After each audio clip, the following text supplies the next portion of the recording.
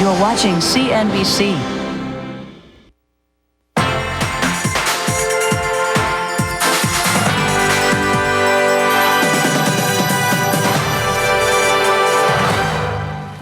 You're looking at a live picture of the New York Stock Exchange. 2 hours to go in the trading day, and the Dow well off of its best levels, but still up better than 27 points. Welcome to the Money Wheel. I'm Sue Herrera. And I'm Terry Keenan. The Dow Industrials enjoying another day in the sun today, pushing further into uncharted territory for the 8th straight session. Then suddenly a big drop of about 50 points. We're experiencing some volatility in the last few minutes as some program trades kick in. The Dow had been up more than 60 points earlier in the session. And for one company, it's definitely a Black Friday. Shares of ITI Technology sharply lower after that company says ADT Security Systems will be reducing purchase orders during the first quarter of 1997. ADT, which is the company's single largest customer, giving no reason why it's cutting down on its orders. But ITI says the decision will drastically affect its bottom line in 1997. Well, the news sending shares of ITI down more than 60% at one point in the session. Right now, they're down about that amount, off 18 5/8 at 11.5. Shares of ADT off 3/8 at 19 7/8. And the Dow is indeed trading higher today, and one company is dancing for joy, quite literally. Russian dancers appeared on the floor of the New York Stock Exchange before the opening bell today as the initial public offering of Vimple Communications waltzed its way into today's trading. The IPO is the first Russian company to list on the NYSE, and so far it has the legs to make it on Wall Street. Shares of Vimple are up trading by 8.25% now, 28 3/4 from the original offering price of $20.50 a share. Now, in terms of the market scoreboards, we did have program trading curbs in effect, upside program trading curbs. But when the Dow reversed just a short while ago, those trading curbs were lifted. We're now up 27.95. It is an options expiration Friday, 6340.95. Transport's down about 2.5 points at 2226.36. The utilities up just about a point at 234.07. The NYSE Composite average up 1.25 points now on 377.2 million shares changing hands. The breadth of the market modestly to the upside, 911 stocks holding unchanged so far. The Nasdaq Composite down 10 points on 408.2 million shares changing hands there.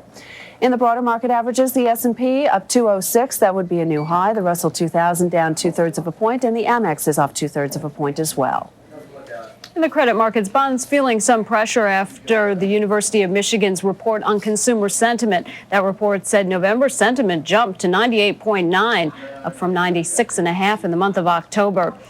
The street was looking for a decline in consumer sentiment. Let's take a look at where the long bond is trading right now. It is down 9/32 of a point in price, up its long-term rates right at the 6.44% level.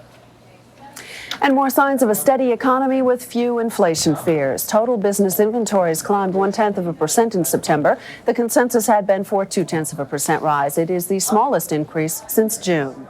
The manufacturing sector showing some weakness. Total output by the nation's factories, mines, and utilities fell 0.5 point last month after rising a revised 0.3% in September.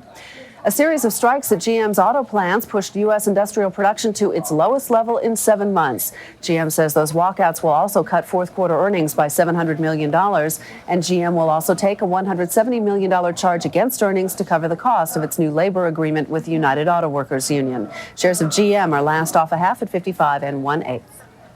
PenCorp Financial adding to its insurance holdings. A New York-based life insurer buying Washington National for $400 million. PenCorp says it will pay a combination of cash and stock totaling $29.50 a share, that is. The company is expected to merge most of Washington National's back office operations into its own. The Wall Street Journal reporting that PenCorp is going to eliminate most of the Illinois insurer's corporate jobs. Checking how the stocks of both those companies are faring today, PenCorp stock off $1. Washington National down $1.50.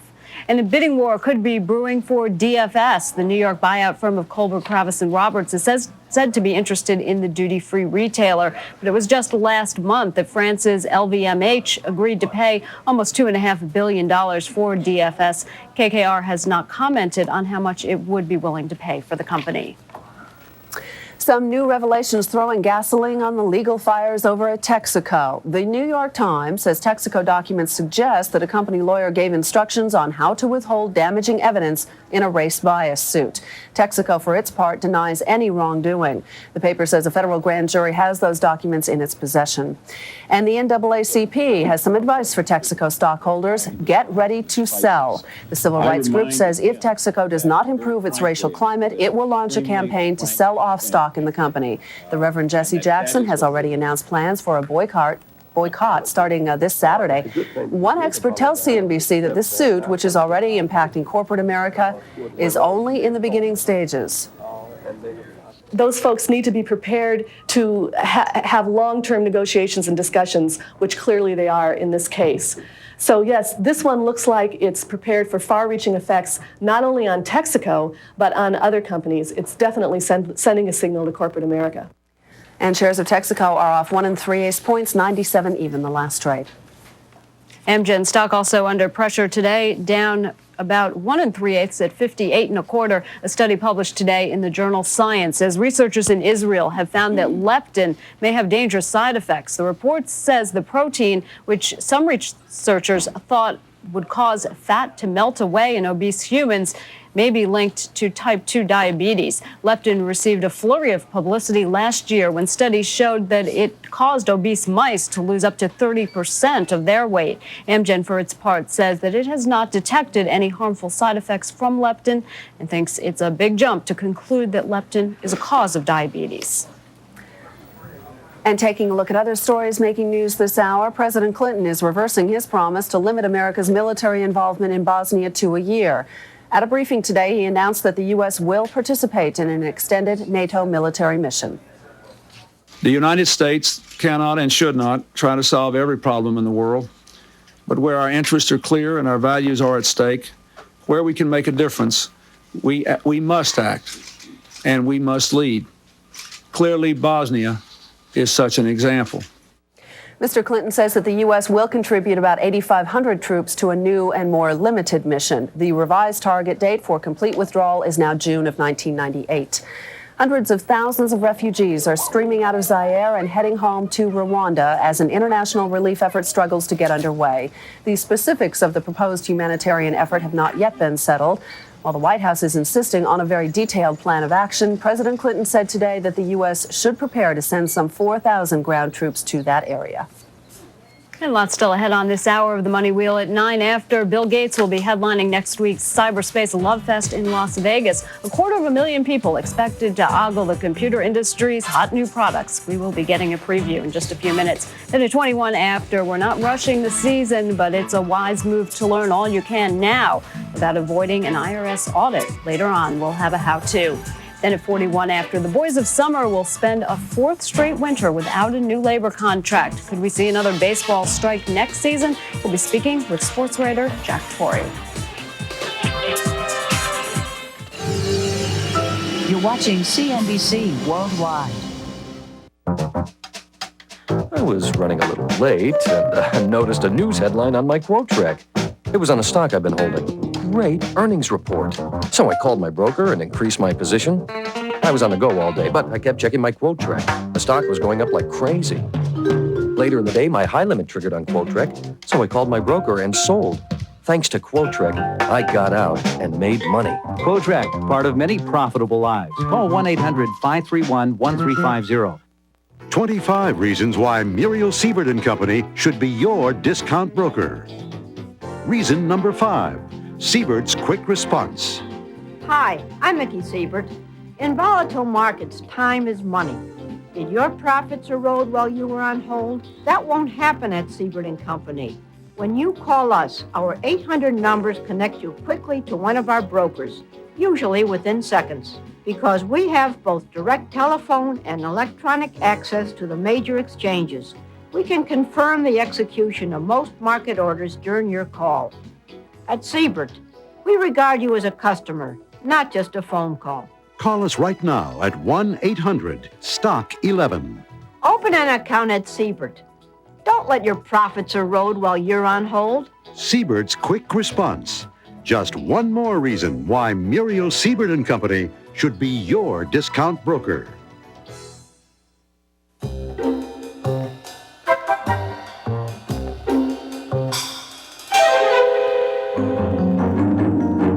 at a time when the well-being of many organizations is threatened, Anderson Consulting can help you reshape your entire enterprise. So instead of merely surviving challenges, you can feed on them.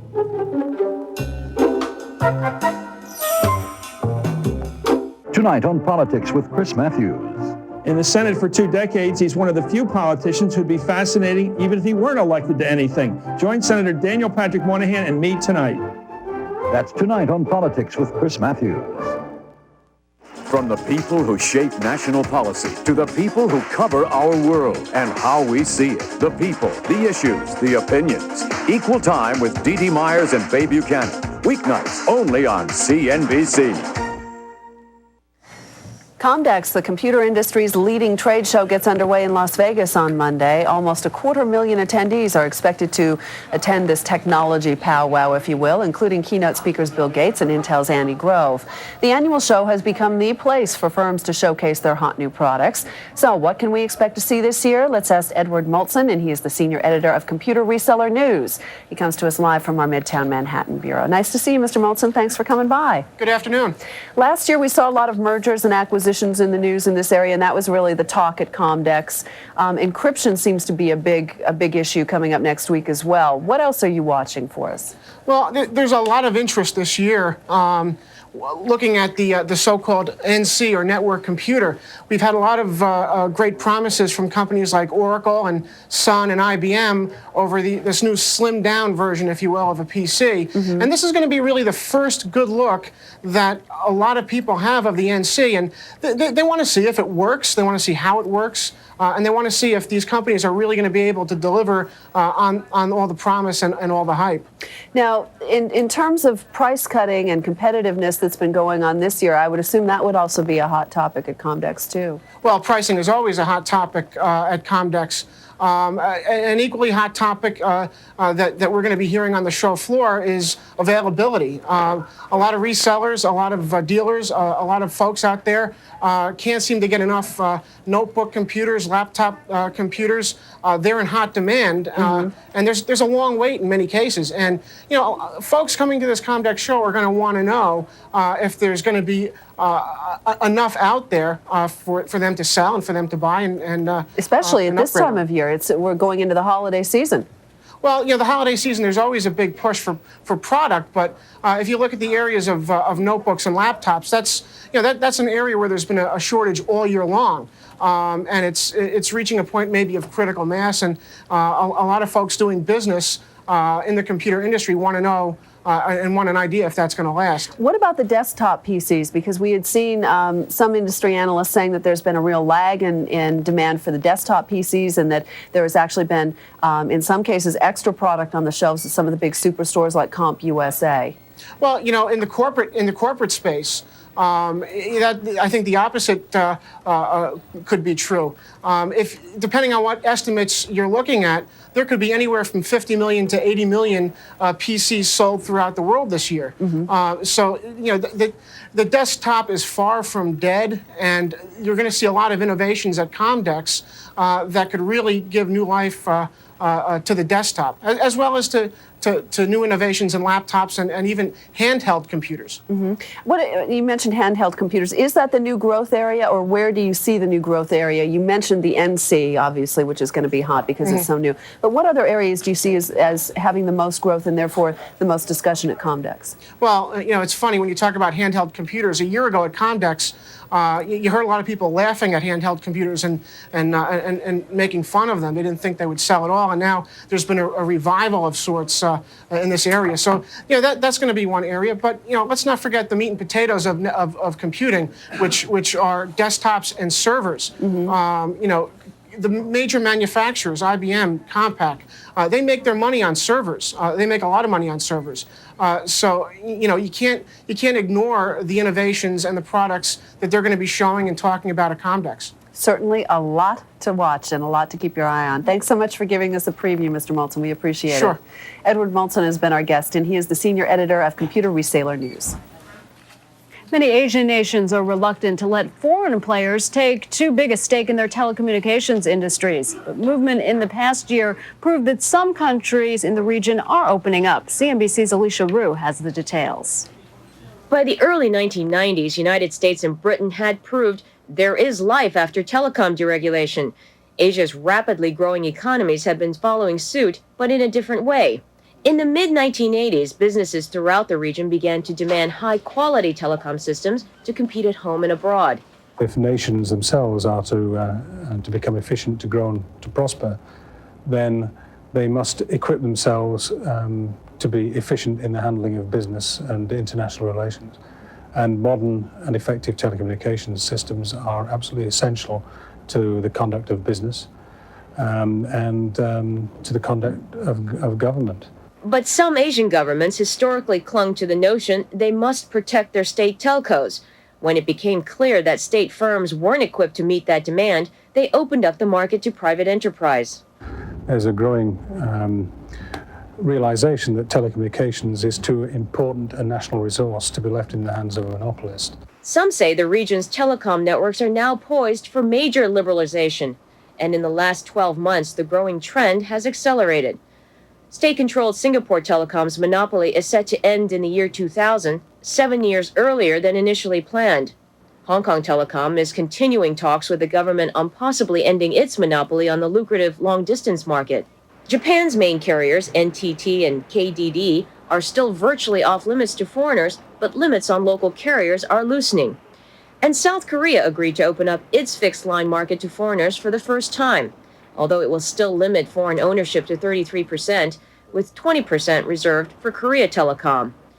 Some cite the information revolution as the driving force for telecom reforms in Asia. Others point to the World Trade Organization's push for global liberalization. The WTO does place a lot of pressure within the regulatory offices in Asia. And what also places pressure are the country-by-country negotiating groups to the WTO. If some of the Western WTO members say, your country is not very liberalized and this is an impediment, a problem. But the force that's most likely to transform the telecom market is the growing trend of global alliances. The recent British Telecom MCI merger was just the latest in a slew of partnerships. Well, there's really 3 global alliances now: Concert, World Partners, and Global One.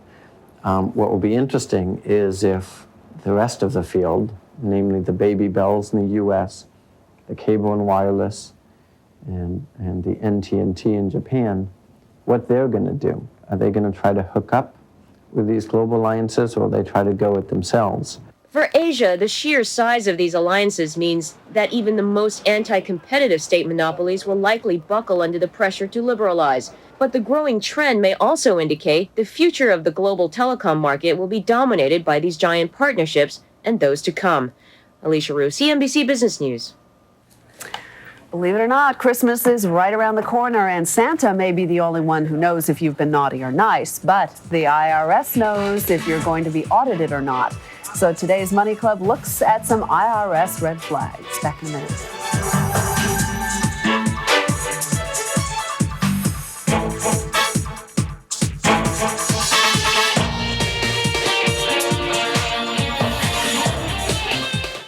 This segment is brought to you by DTN. If you're using an electronic quotes and news service, or you've been thinking about trying one, then grab a pen, because I'm about to tell you how you can save money with DTN Wall Street. It's America's lowest priced quotes and news service on cable and satellite, just $38 a month. For that low monthly fee, you'll receive quotes and fast-breaking financial news right from the wire services at your home or office. You can track your own stocks, bonds, futures, mutual funds, plus follow key market indexes and indicators. You'll know where your investments stand 24 hours a day, just like professional brokers, all to help you make more money every day. There's no phone, modem, or computer needed with DTN's standalone unit, and you can tie DTN to your PC or Mac with compatible software. With DTN, you pay one flat monthly fee with unlimited 24-hour access and no hidden charges. We're so sure you'll save more money using DTN Wall Street that we'll give you our 30-day free trial and money-back guarantee. So call today and start saving. DTN Wall Street. Profitable investing just got easier. Number 1 in 1994. Number 1 in 1995.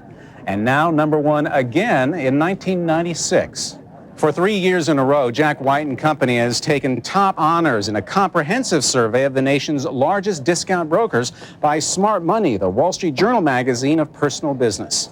Jack White & Company offers the largest selection of mutual funds without transaction fees, over 800 and growing. No other discount broker offers a wider variety of products, including a low-cost variable annuity, in addition to deep discounts on your commissions. Now Jack White & Company offers 3 separate online trading services using your personal computer or your touch-tone telephone. Call 1-800-JACK-WHITE, 24 hours a day, 7 days a week. That's 1-800-JACK-WHITE for more information on Jack White & Company, the nation's #1 discount broker, the 3rd straight year.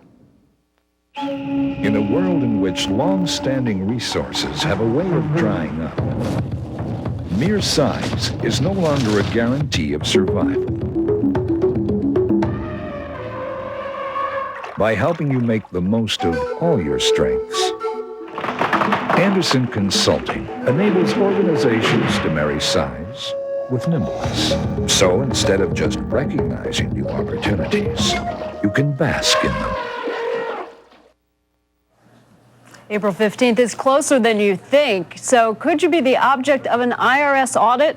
Only the IRS knows for sure what it looks for when deciding whose returns to scrutinize. But professionals who prepare taxes have a pretty good idea. The Money Club's Brenda Butner asked a few of them to tell us, and here's what she found out.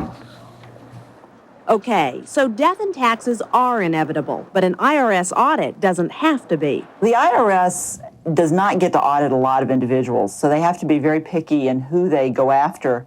And there's some flags on returns that often cause them to look at those particular returns.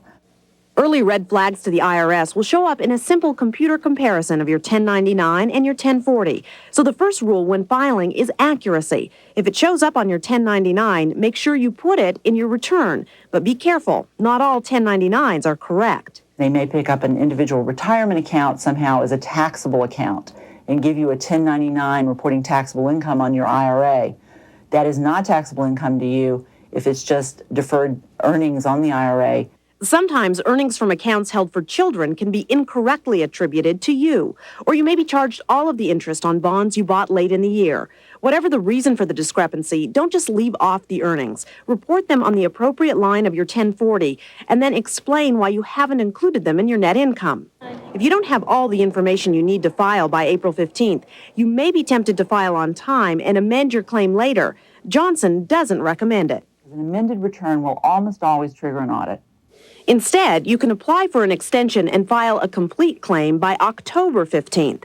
Deductions are another red flag. If they're large or out of the ordinary, like moving expenses, the IRS will want proof. Don't wait to be audited. Send the proof along with your return. That may be enough to keep the tax man from calling on you. Round numbers on your return could also be a trigger.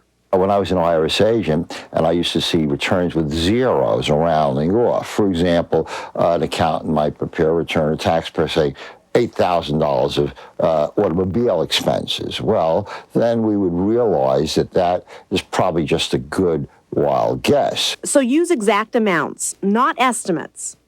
Now, if you're filing for your small business, there are some special considerations. It's important to know the law. If you don't, you may make a mistake that will trigger a full-blown audit. For example, if you're claiming a loss on your business, you cannot deduct your home office that year. If you do, chances are the IRS is going to want you to pay them a visit. Owners of cash businesses like gasoline retailers, restaurant owners, bars, and hair salons need to be especially scrupulous when filing their returns. They're zeroing in on people who have a cash business. That's the primary target of these new audit programs. If you claim substantial losses or an abnormally low income on your cash business and don't support the claim when you file, that's an automatic signal to look into that retailer to see whether or not his income and expenses are proper. So if you had a bad year, back up your claim. Include documents in your return that show your losses. The IRS doesn't want to see you any more than you want to see the IRS. A little effort when you file can save a lot of headaches later on. Brenda Butner, CNBC Business News. And coming up tonight on the Money Club, did this record-breaking week on Wall Street take your mutual fund for a ride? We'll take a look at how the Dow's leap ahead is affecting your portfolio. Plus, Jim Rogers will be here to answer your phone calls. So join the club. That's tonight at 7 o'clock Eastern Time, right here on CNBC. Well, we've given up almost all of our gains on Wall Street. The Dow, after being in program trading curve territory earlier today, is now only up about 4 points or so. Let's get some perspective. Bob Pisani standing by with the latest action. So, Bob, what happened? Hi, so we were up 64, now only up 3. Some heavy program trading coming in right now, but volume very heavy, nearly 400 million stocks, as analysts told me earlier in the day. Along with the tech stocks, the bank stocks have really been the cornerstone of this current rally. Many investors are heavily overweighted in this sector, so they're watching the bank stocks very carefully for any indication that stocks in general may be overbought. So far, no such indications for the bank stocks. There's a group, they're up today despite the downward trend recently, but they're up over 25% since July. Now, what might derail the bank stocks? Let's take a look at our first screen here. First and foremost, there's a decline in interest rates that may affect them, followed by credit deterioration, consumers and businesses not paying off loans in time, and recessionary indications. Most analysts say none of these three scenarios look like they will come to pass, at least in the short term. The final concern, technological innovation by non-bank providers of financial service. This has been a long-term bogeyman with the banks, but big banks appear to be spending plenty of money to develop alternative delivery systems to get products to consumers by computer, phone, ATM machines. Chase alone is spending $2 billion on new technologies in 1997, so not a big worry here. Any further upside to the banks? Jim McDermott at Keefe Bruyette tells me there is. He says the bank sector as a whole should see 10 to 12% growth in earnings per share next year, 2.5 to 3.5 point dividend yields. He has buys up on 3 banks, Mellon, First Union, and Bank Boston. Let's take a look at them. He says Mellon, 1-year target of 84, superior business mix. Big advantage, it owns Dreyfus, has a growing array of investment products, likes that stock a lot. First Union, strong regional growth in growing markets, places like North Carolina, South Carolina, Florida. Finally, Bank Boston, big advantage, strong presence in Latin America. These stock buybacks are a major reason these stocks are doing so well.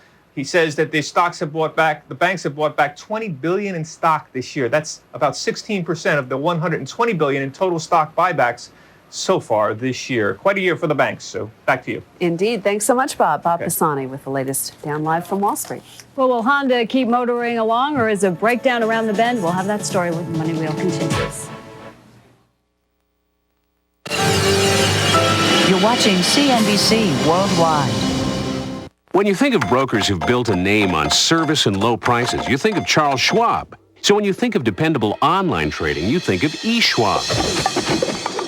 Online investing that gives you access to information and research. And now we're introducing a new low commission of just $29.95 per stock trade. For more information and a special introductory offer, call 1-800-eSchwab. Now when you think of new low commissions from a name you can trust, you think of eSchwab. Today on CNBC Worldwide. On street signs, we'll chat with Jessica Bibliowicz, Executive Vice President at Smith Barney. She keeps an eye on their mutual funds. We'll do that at 3 Eastern. That's today on CNBC Worldwide. AccuTrade for Windows gives investors more power at a lower cost than any online system available. That's a bold claim to make, but if you trade stocks, options, or mutual funds with AccuTrade for Windows, you'll control your portfolio like never before.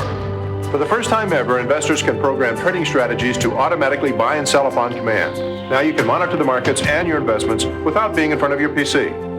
Imagine creating a group of stocks called baskets to track and analyze. Then buy or sell the entire basket with a single command. Now that's power. No other investing tool can match AccuTrade for Windows' sophisticated option trading capabilities. Plus, you'll get integrated tax lot accounting and access to valuable investor information services. Best of all, the power doesn't cost more because compared to a Schwab and Fidelity, you'll save money with AccuTrade's low commissions. So call now and we'll send you a demo disc or CD-ROM. You can even visit us at our website, and it's all free. AccuTrade for Windows. Power tools for the active investor. Every week, Barron scours the investment world for growth opportunities with comprehensive coverage of stocks, bonds, mutual funds, everything that could affect your finances. Subscribe with your credit card now and get 17 weeks of Barron's for the price of 13. That's 4 more opportunities to turn money into wealth. Get 17 weeks of Barron's for only $37. That's 4 weeks free. Call now toll-free in the continental U.S. 800-238-1400. That's 800-238-1400. You're watching CNBC Worldwide.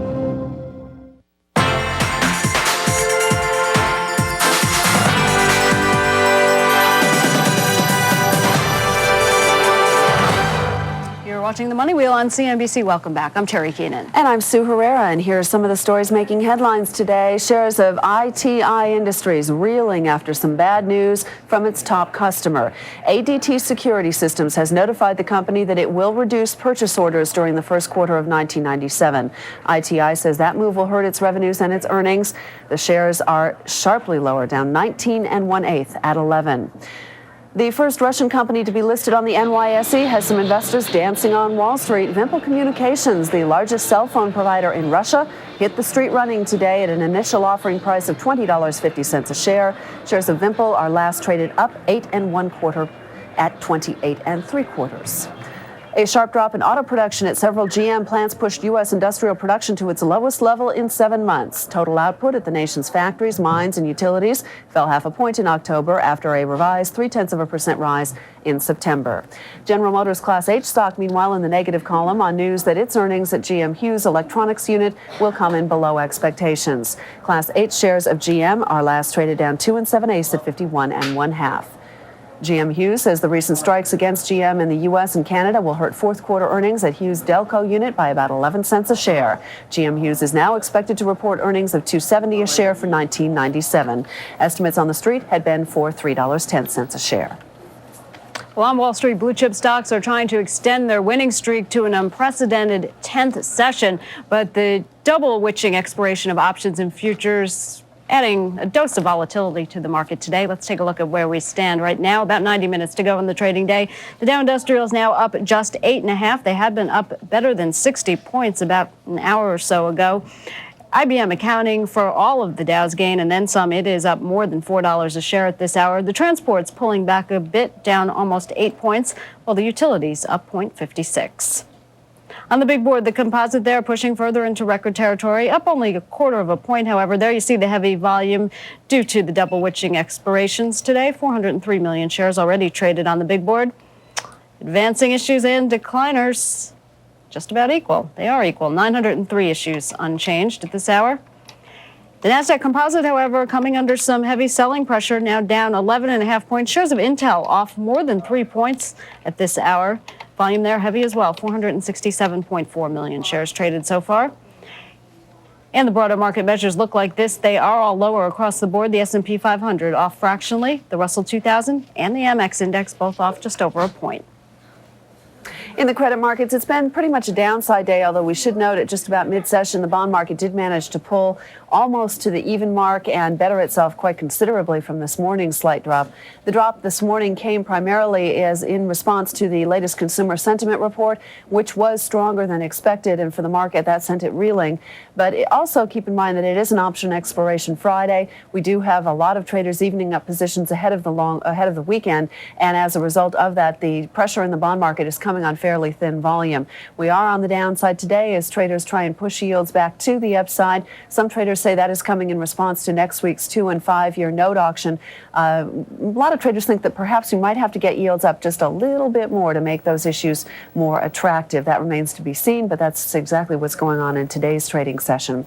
The Fed was in the market a little early today. They added liquidity with pre-announcing a system repurchase agreement to keep Fed funds in check. We do have pretty much a net add need for today and for the early part of next week as well. Keep your eye on the CRB index and corporate supply. Those are two factors which will continue to weigh on the market. The CRB index up another full point today, and that, of course, due to energy prices which have been surging and also some of the exotic and grain prices that have been surging. The corporate supply next week may be some stiff competition for treasuries with a record number of companies coming to market to take advantage of today's interest rates. Here's a look at the latest in terms of cash quotes on the cash market. 5.5% on Fed funds with the Fed in early.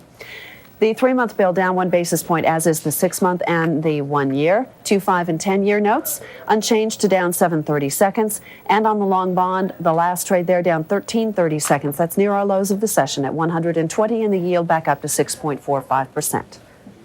Disappointing is not a word in the Honda vocabulary lately. The Japanese automaker today announcing record earnings for the first half of the Japanese fiscal year. But industry analysts are somewhat unsure that the rate of growth is sustainable. And as Mari Pfeiffer reports, some say it's the peak of an imminent decline, while others say Honda has moved to a new plateau of growth. Record numbers of Japanese drivers are driving Hondas.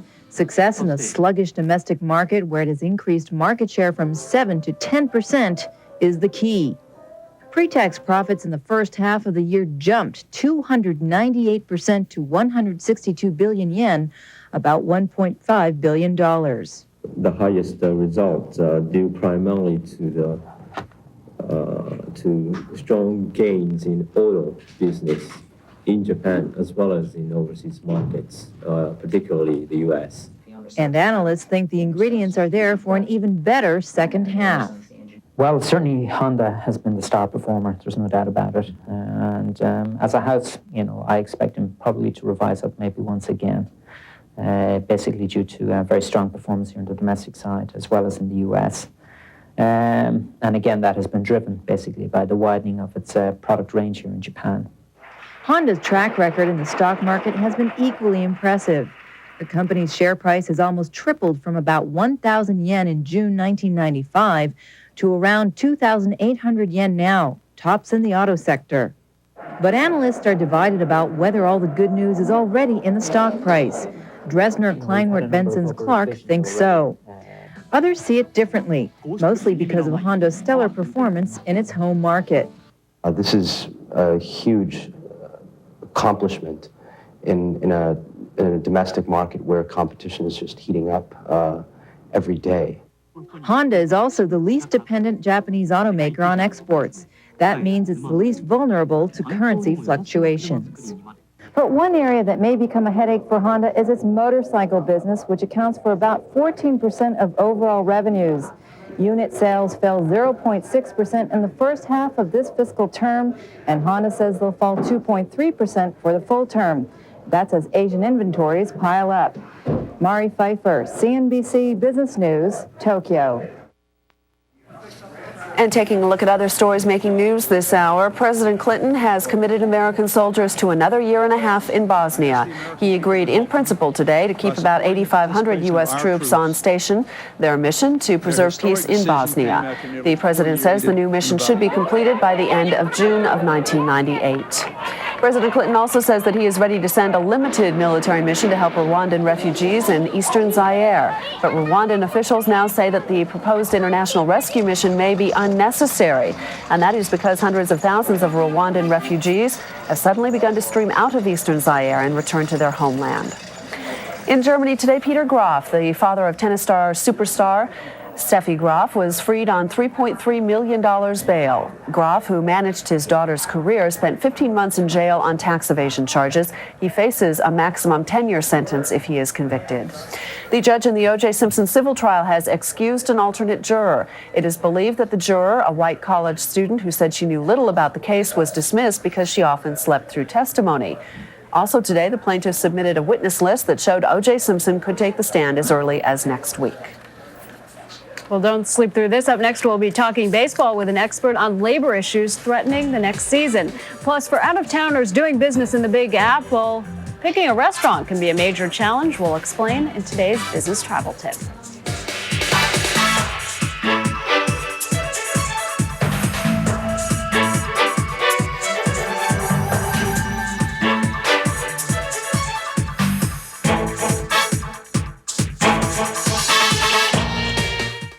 This program is sponsored by Data Broadcasting, America's leading provider of real-time market data.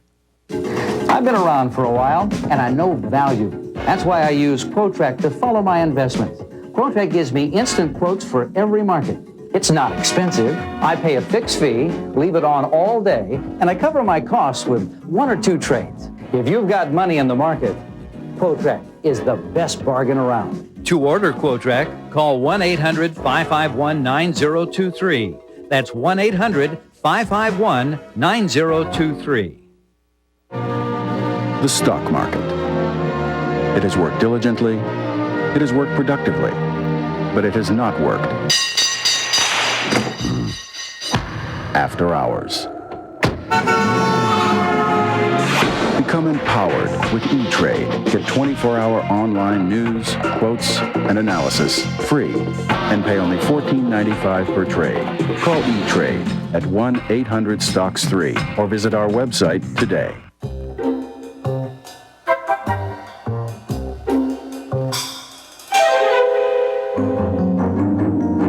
At a time when the well-being of many organizations is threatened, Anderson Consulting can help you reshape your entire enterprise.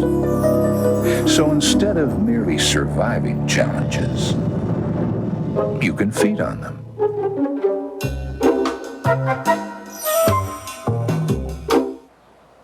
Most people know Oldie Discount stockbrokers for their efficient, low-cost stock trades.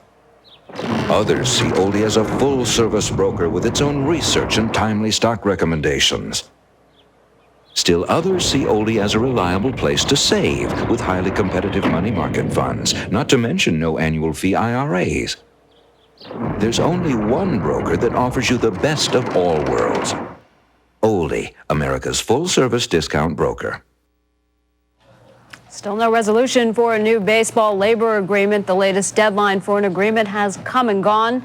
This means the owners and the players will continue to operate under terms of an agreement that expired way back in 1993. As both sides continue to wrangle over salary issues, how soon can we expect to see an end in this long-running battle? Well, for some answers, we go to sports writer Jack Torrey. He's the author of Endless Summers, The Rise and Fall of the Cleveland Indians. He comes to us now from our Washington, D.C. bureau. Mr. Torrey, nice to have you with us today. It's a pleasure to be here. As we said, the deadline midnight last night has come and gone. What does that mean? In real terms, it doesn't mean anything. I mean, I'm not sure that the 1997 season in itself is going to be threatened by the breakdown negotiations and the owners' rejection of the new labor agreement. I think the real question will become if the owners continue to pursue what you could call a nuclear strategy, a scorched earth strategy to try and force the players to accept some sort of a salary cap. If the owners make any type of attempt next year to unilaterally declare an impasse negotiations and impose that cap, you could see the 1997 playoffs and World Series threatened. But I don't think you'll see the baseball season itself threatened. It looked like they had an agreement back in late October. The owners voted that down by a fairly narrow margin. Why did they reject it? Well, you have the owners are the ones who are terribly divided right now. You have a hardline group led by Jerry Reinsdorf, the owner of the Chicago White Sox, that wants to have a salary cap in place. That would restrict teams from spending money, unlimited amounts of money for free agents, and it would curb the salary increases that we've seen over the past 20 years. You have another faction, and I think George Steinbrenner is among those in that other faction, that are more concerned about trying to get baseball to operate under any type of system with any type of way to get subsidies to some of the smaller market teams. These two, that 18-12 vote doesn't really tell you a whole lot about where everybody stands because there was some posturing in that. Peter Angelos, the Baltimore Orioles, for example, voted against the labor agreement, but I don't think he really was opposed to it. But the problem now is, are the hardline owners bluffing? Are they willing to take this thing before a judge in the next year and declare there's an impasse and try and get a salary cap, which the players have always said they would never accept? What do you think will happen then? I think you're going to see a lot of posturing here in the next few months. It's sort of sad because this was a very good agreement in many ways. The players made a series of concessions. They had agreed to a luxury tax on payrolls, which is a concept they had never, ever agreed to before. There was also going to be interleague play out of this agreement. There were going to be subsidies going from the big market teams in New York to the smaller market teams in Montreal, which would have leveled the playing field a little bit. There was a lot of good things in this agreement for small market teams. That's why I suspect there's at least a possibility that we're seeing a lot of posturing and bluffing. But my real guess is what we'll see is we'll go through the 1997 season without any type of labor agreement. And that may not be bad in itself for many of the owners. Salaries over the past 2 years have essentially stayed flat after escalating for a solid 18 years. And one of the reasons was because many teams after the 1994 strike simply didn't have the resources and the money to devote to expensive free agents. If indeed there is no agreement, and this time next year we're looking at the same situation, who will have the upper hand, in your opinion, the owners or the players? I still think the players, because I don't think the owners are ever going to persuade Judge Sotomayor up in New York that there's a true impasse. It's very difficult in my mind to argue before a federal judge that you have an impasse in negotiations when your chief labor negotiator and the negotiator for the players have already outlined an agreement that they regarded as fair, and at least half the teams regard as fair. So I think it's going to be a very tough sell for the owners, but this is a very stubborn group. They have lost every labor battle since 1976, and they haven't learned yet. Because this agreement hasn't been ratified, about a dozen players are going to lose out on being free agents. Will that intensify the bidding for those players who are eligible for free agent status? I think you're exactly right. Charlie Finley used to argue that if baseball owners wanted to control baseball salaries, they would declare every player a free agent, and therefore you would have 600 players on the market all at once, which would, if the law of supply and demand works in baseball, would drive the salary rates down. What you have now in baseball works to the advantage of the players, because you have a few marquee players on the market, such as Albert Bell of the Cleveland Indians, John Smoltz of the Atlanta Braves. They can command higher salaries because essentially they have 30 teams bidding against just a few players, so it drives up salaries.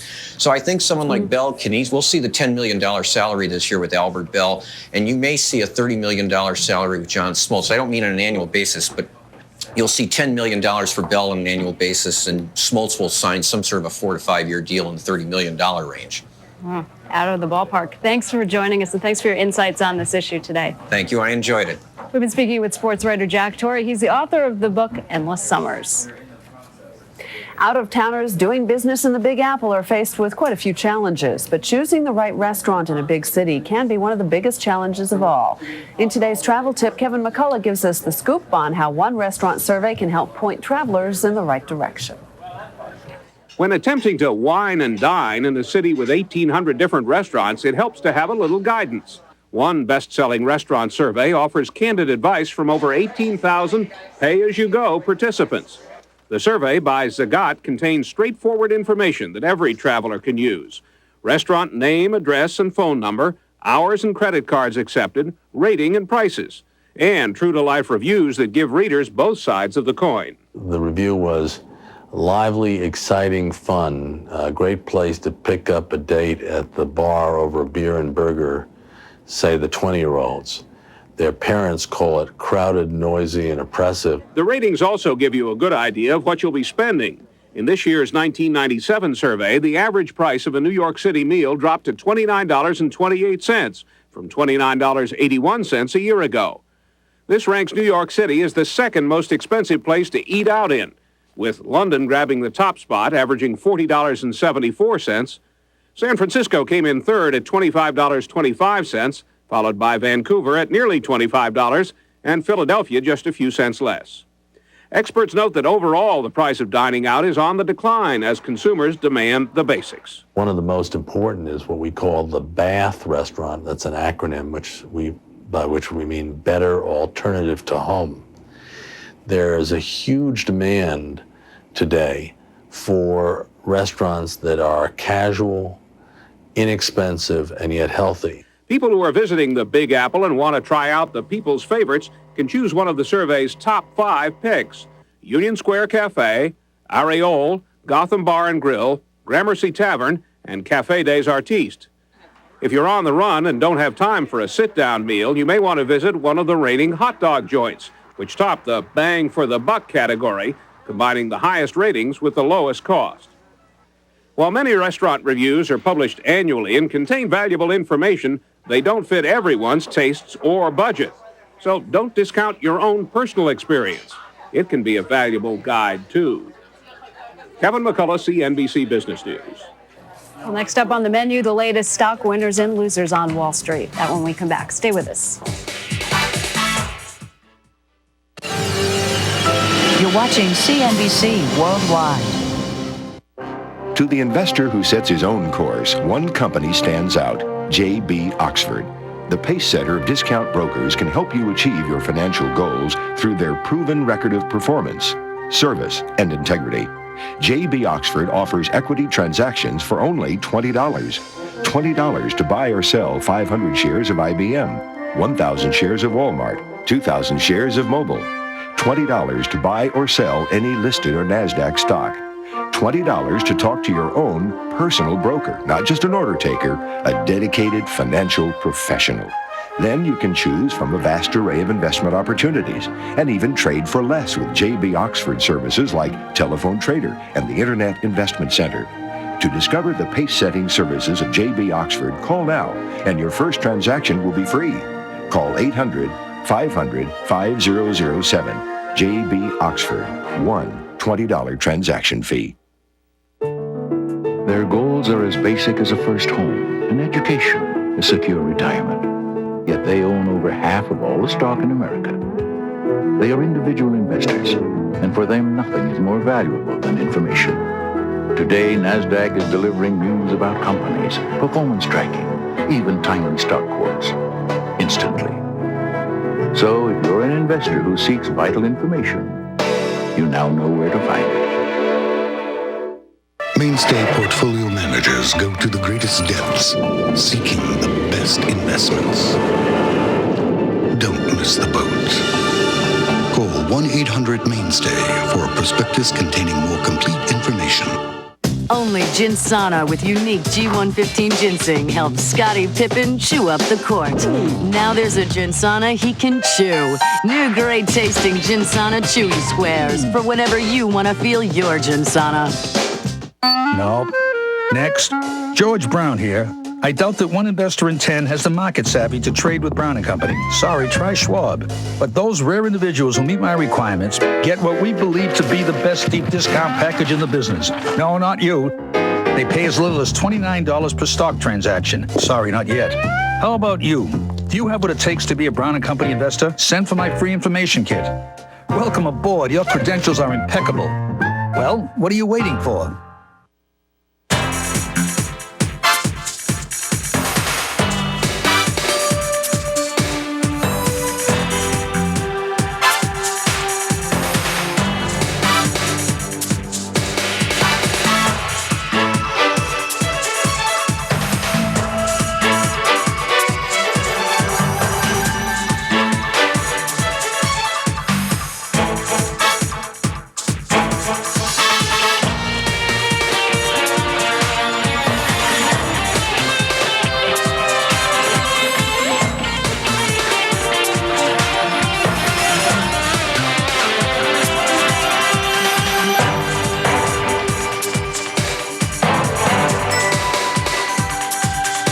Joe Kernan joins us now. He has the very latest winners and losers on Wall Street. Hi, Joe. Hi, Sue. Kind of a wild session, up 50, then down to almost unchanged.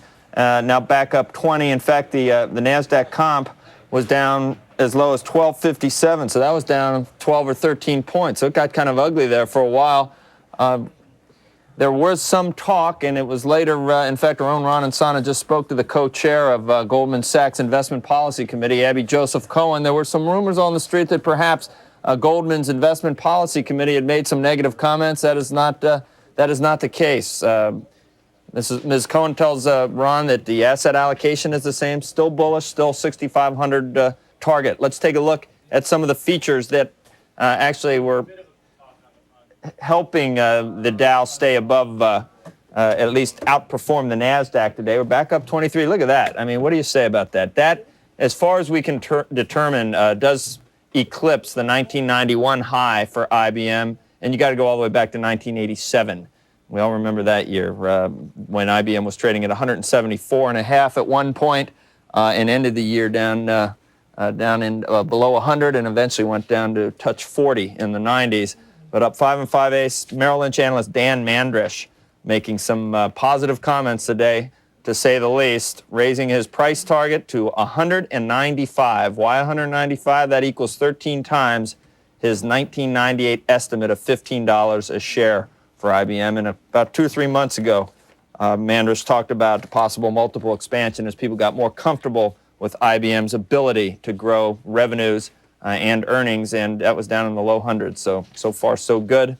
What a performer in the last couple of years. Also on the big board, Hewlett-Packard, the most active stock on the big board today, up 1 1/8, and even digital equipment trading higher today. I guess I shouldn't say that, but DEC has had some problems of late, even as some of the other old stalwarts technology stocks on the big board have traded higher. But on the downside, and this is once Intel cracked, you could sort of see the market get a little skittish. INTC traded as low as 114 7/8 on the downside, so that's come back too recently. Microsoft also turned around, but that stock's been up just about every day, and Cisco Systems was trading lower. All those dragging down the NASDAQ comp, but in the recent minutes that have just passed, they've come back a little bit. Let's go to some specific news. Petrolite, trading higher, says that due to concerns that its largest shareholder was considering a sale or merger of the company, it plans to explore possible business combinations with third parties. A company called Amri is trading lower. It says it's discussing possible financing strategies with several groups, including HFS, and expects to finalize any financing agreements in the fourth quarter. HFS trading down today. Amri hired Bear Stearns as an advisor. And finally, I just wanted to put up Freddie Mac because that stock's been doing well for the last couple of sessions, up another 3 3/8 to a new high after Payne Weber made some positive comments. Back to you. Thank you very much, Joe. Joe Kernan. And this is the Money Wheel coming up on 56 minutes after the hour. And it's time for the CNBC News Capsule. While you're looking at the latest numbers from the futures markets, here's a check of today's headlines. President Clinton is expanding the mission of U.S. troops in Bosnia for another 18 months. The president says the troops are needed to preserve the delicate balance of peace in the war-torn country. In addition, American forces may be heading to Zaire to help UN efforts deliver humanitarian aid to refugees. Officials in Rwanda, however, are now saying that the multinational relief effort in Zaire may not even be needed. 350,000 Rwandan refugees have left Zaire and returned to their native homeland. The White House continues, though, to prepare 4,000 U.S. troops to go to that region. UN officials contend the area is still in desperate shape. During a White House briefing today, President Clinton dismissed suggestions that he is dragging his feet on finding replacements for departing cabinet heads. Mr. Clinton pledged candidates will be named in a timely fashion, giving Congress enough time to consider the nominees. Aides say announcements are not likely until next month. Attorneys for both sides in the Oklahoma City bombing case are arguing over evidence. They are meeting behind closed doors with the judge. It is the final day of a 3-day hearing in Denver to discuss questions of evidence and other issues. In New Jersey, a parent's worst nightmare is over, this time with a happy ending. Nearly a day after 11-month-old Jasmine Winfield was spirited away in a stolen car in southern New Jersey, she was found safe and sound in the same car in New York City. Thieves had stolen the family car, unaware that the little girl was in the back seat asleep. Her mother had left her alone in the car outside a restaurant to pick up takeout food. A female juror in the civil wrongful death trial against O.J. Simpson was dismissed today. She had fallen asleep yesterday during a cross-examination of a DNA witness. The incident prompted the judge to scold the defense for boring the jury. He later apologized for those remarks. We're back in 2 minutes' time with Street Signs. You're watching CNBC Worldwide.